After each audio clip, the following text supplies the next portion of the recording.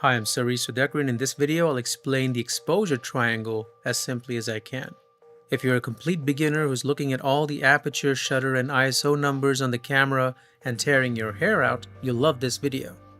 Now it won't bring back your hair, more like a wig so you can cover your mess. Let's start with ISO. It's the simplest setting to understand. A piece of film is a chemical, like a piece of paper. There's a limited amount of water a piece of paper can absorb before it is overwhelmed. The same with film. It's literally like baking bread in an oven. Give it the perfect time and it cooks perfectly. Too much light and it overwhelms the film. You get pure white. Too little light and it turns dark and muddy. Film is sensitive to light, just like paper is sensitive to water.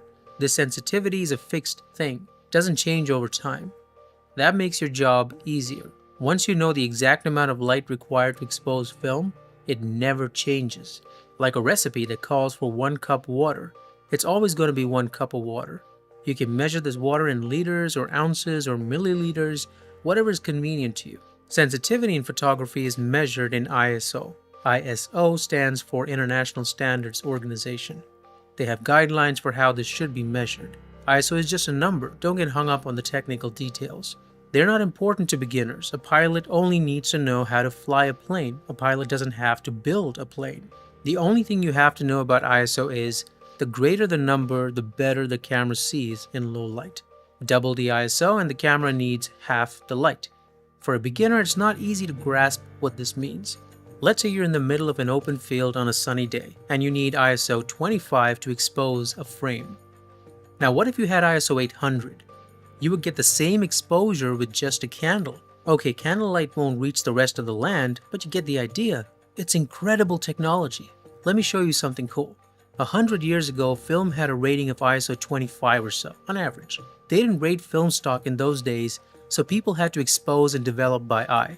They needed tons of light to shoot anything. Portraits were always outdoor or near large windows. Charlie Chaplin shot on stages that had overhanging diffusion on top so sunlight could light the set. Yes, gorgeous soft light is as old as cinema. Slowly but surely, film came in higher sensitivities. ISO 50 was a big jump. The gorgeous M by Fritz Lang was shot at about that ISO. Then came ISO 100, 160. Citizen Kane was shot on ISO 160 film. The higher the sensitivity, the higher the number. You double the number and you only need half the light. If Citizen Kane was shot on ISO 160, double that is ISO 320. And that jump happened a couple of decades later.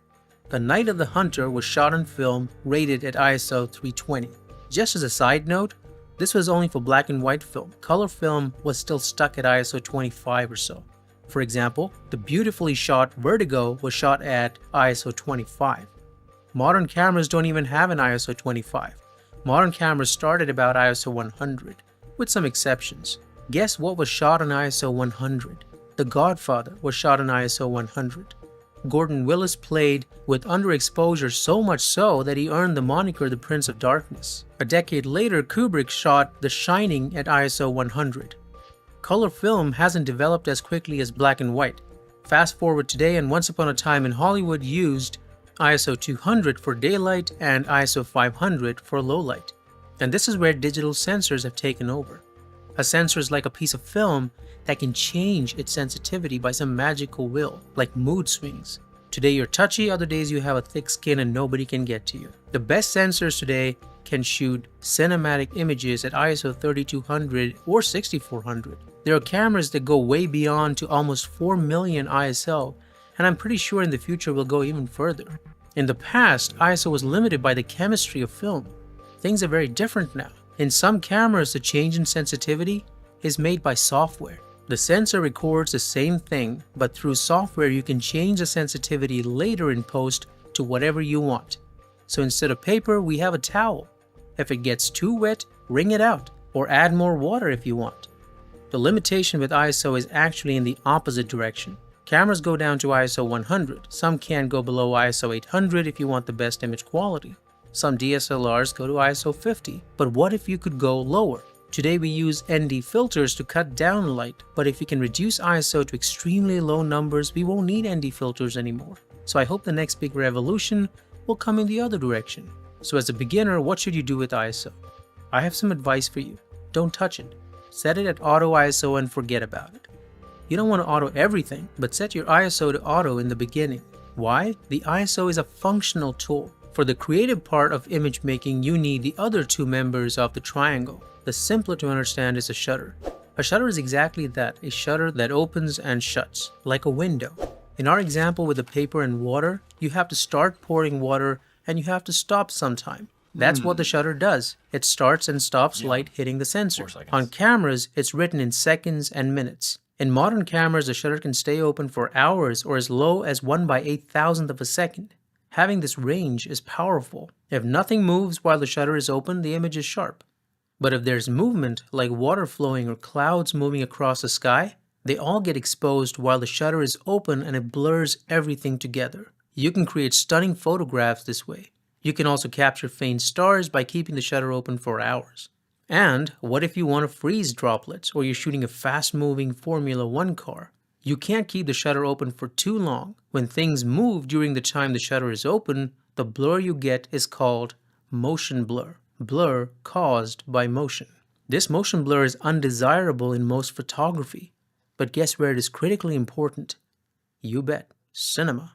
In cinema, there is a standard shutter duration that cinematographers follow to this day. The shutter is kept at about 1/48th of a second. Let's keep it very simple. This produces a motion blur that people have got used to over a century of watching films. When Peter Jackson tried to change that for The Hobbit, a lot of people didn't like it. Hold on there, wait a minute. Didn't Peter Jackson change the frame rate?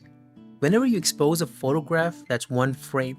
In cinema, there are 24 frames a second. This means you have to open up the shutter 24 times in 1 second to capture 24 frames per second.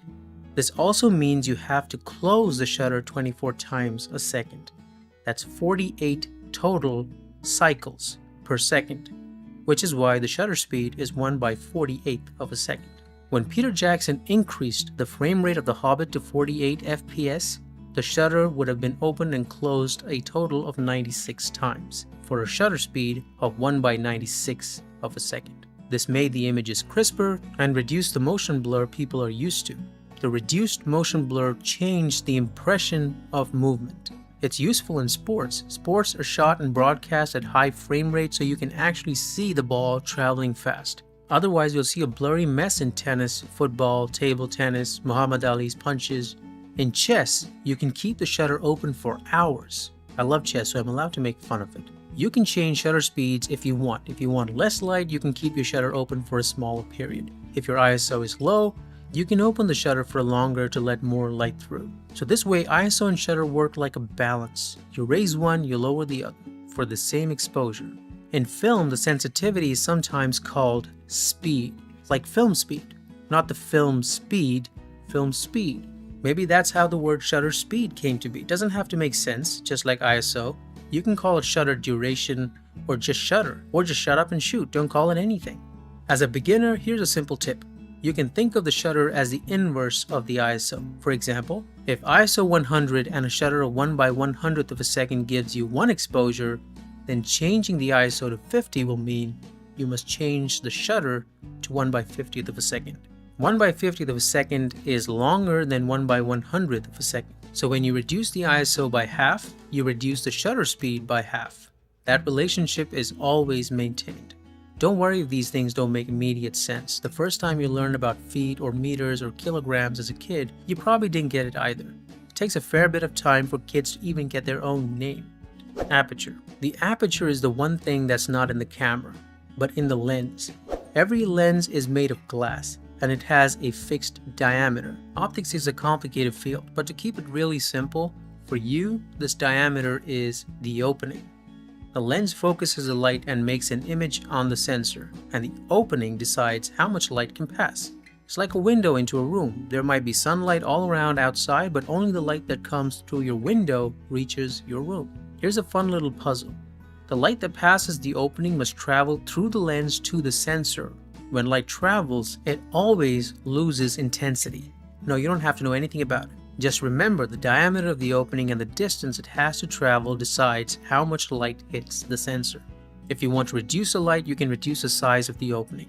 A mechanism that does this is inside most lenses. It's called the aperture. Aperture means opening. Again, it doesn't have to make sense. What you have to know though is that the aperture was designed because ISO didn't exist at the time. They needed something other than the shutter to control light, so they could work within the limitations of light. The technology comes from telescopes and microscopes. Cameras don't have to be so precise. Over 100 years of photography, people realized this crazy aperture had some cool tricks. If you open up the aperture, you let in more light, but fantastically, you also get smaller depth of field. This means the background gets more blurry, very useful for portraits or cinematic close-ups. You don't want that for landscapes or crowd scenes where seeing everything is important. It's also critically important for macro shots. When you get closer, you need to make the aperture really small so the entire insect is in focus. There are other things that happen when the aperture is changed, but that's not so important for beginners. All you have to understand is that aperture and shutter have two relationships, like Mr. and Mrs. Smith. They are husband and wife, but they also want to kill each other. When one shoots, the other ducks. It's exactly like how the ISO and shutter behaves. You can't raise both for the same exposure. Let's say you're standing in the open ground on a sunny day. You want a blurry shot of a flowing dress, but you want the background blurred as well. You have to open the aperture and keep the shutter open longer. That will let in too much light. To solve these kinds of problems, filters and lights are used. Or maybe in the future you can reduce the ISO to compensate. These are like marriage counselor for Mr. and Mrs. Smith so they can get along together long enough to create babies. I mean baby photographs. Now for the last part of the puzzle, those crazy numbers on the lens. ISO and shutter are written in simple numbers, not very hard to understand. Aperture is written in weird numbers, and this throws off most beginners. Remember, the International Standards Organization has certain rules for how cameras should measure ISO.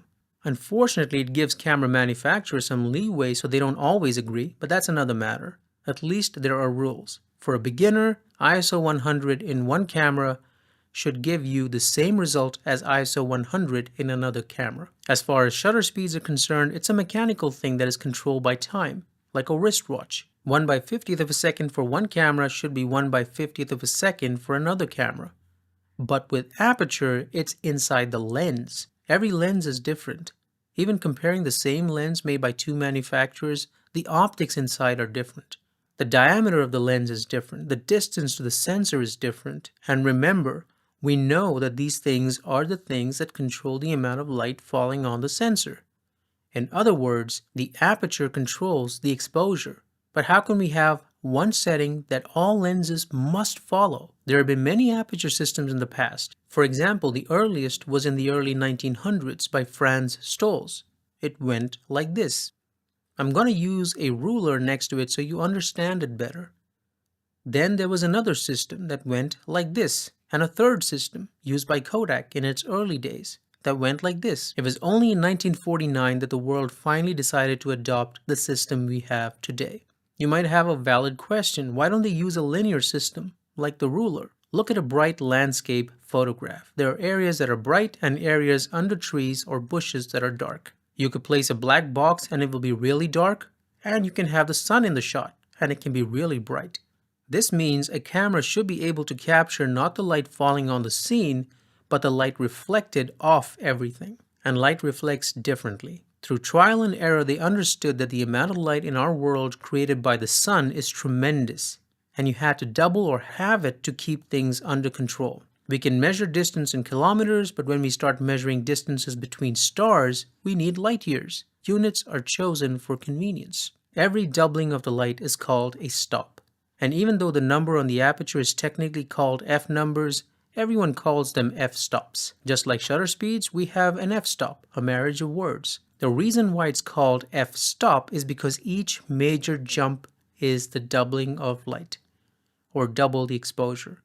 If you want to scale with 1, 2, 3, and so on, you can with f numbers. F numbers can be any number except 0, but with f-stops, each step is double the previous one, or half the previous one, depending on the direction you're counting. To start this ruler, they thought 1 was a good starting place. They didn't know we'd had f.7 and f.95 lenses when they made the system. They thought f1 was going to be it. By the way, f-stops are written as f/number because on the lens you also have another linear scale, the focus scale. This is a way to differentiate between the two and to tell you the f-stop is inverse. The larger the number, the smaller the aperture. This is the other confusing part about f-stops. Like bikes that have the gear reversed, take some time to get used to, but you will. To get 1, you just raise a base number by 0, but the rest depends on what this base number should be. It can be anything really. You could use 2 or 2000 or 124, doesn't matter. Or you could use the square root of 2. A foot didn't have to be 12 inches, it could have been 13 and we'd all be following that. I made a video on Aperture a few years ago and many people asked me why root 2 was chosen over 2. I don't have the exact answer, but I have a guess. Look at these numbers. In the early days of photography, a great man by the name of Ansel Adams created the zone system with 10 stops. This was the latitude of film in those days. That means you could expose on a sunny day and expect to see the range from bright to dark in 10 stops of light. 10 jumps on the scale. Of course, today we know there are way more stops than that, but let's stick to 10 because that's what they had. On this chart, pick 10 jumps starting from 1 and you'll see if you use 2 as your base, the numbers get really big very fast. Lenses were small and you had to etch the numbers on it. There wasn't much space, which is probably why root 2 was chosen. Kilometers versus light years. Root 2 gives you smaller numbers. Each number represents a difference of 1 stop of light. When you close down the aperture by 1 stop, you're having the light. Set your camera to full auto mode and point to a scene. Note down the aperture, shutter, and ISO settings. Now, turn the camera to manual mode. If your camera changes settings, turn the aperture, shutter, and ISO to the earlier settings. You should see the same image. Now close down the aperture by 1 stop. For example, if it's f2.8 as shown here, I'm changing it to f4. The scene becomes darker because by closing down the aperture we have lost half the light. To compensate, I could either open up the shutter by 1 stop or the ISO by 1 stop. Or both in half stops. However, if you're a beginner, start by thinking of aperture as a setting that lets you create blurry backgrounds or make everything in focus. That is more practical and more fun. Let the shutter and ISO change to balance the exposure. If you're shooting videos, the shutter is fixed at 1/48 or 1/50th of a second. Then you only have the aperture and ISO to change. Keep one fixed and change the other 2. Change both or change all 3, it's all good. They're all married together for life. This is the exposure triangle, an elegant solution that has lasted hundreds of years. Please remember, back in the 1920s, they didn't have ISO ratings on film stocks. They had to develop in the dark room by eye. They didn't have light meters, so they couldn't measure precise exposure. The shutters were not so precise. The lenses were not so sharp. They used the only thing they had, their eye. And you conjured up an old enemy from the past, the Illuminati. No, you idiot. Exposure triangle. A 100-year-old elegant solution that still works.